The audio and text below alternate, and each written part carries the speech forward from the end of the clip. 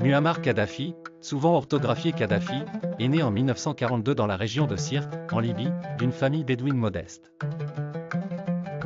Dès son plus jeune âge, Kadhafi montre des signes d'ambition et une soif de changement pour son pays.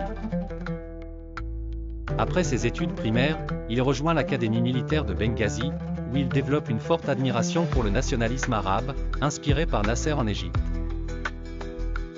En 1969, alors qu'il n'a que 27 ans, Kadhafi, avec un groupe de jeunes officiers, mène un coup d'État sans effusion de sang contre le roi Idrissi. Il devient de facto le dirigeant de la Libye.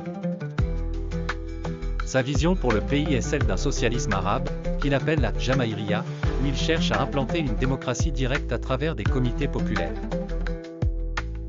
Kadhafi est également connu pour son livre vert, qui présente ses idées sur l'économie et la politique. La politique étrangère de Kadhafi provoque des tensions avec l'Occident, notamment ses liens avec des groupes terroristes et son soutien affiché à diverses causes révolutionnaires à travers le monde.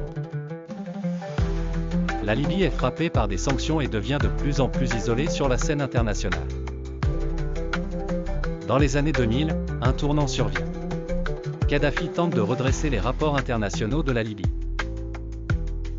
Il admet son implication dans certains attentats, comme celui du Volpan AM103 au-dessus de Lockerbie, et s'engage à verser des indemnisations aux victimes.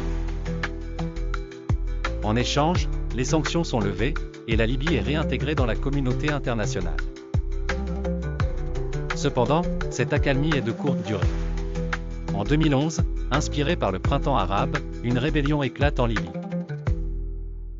Kadhafi, refusant de céder le pouvoir, mène une répression violente contre les insurgés.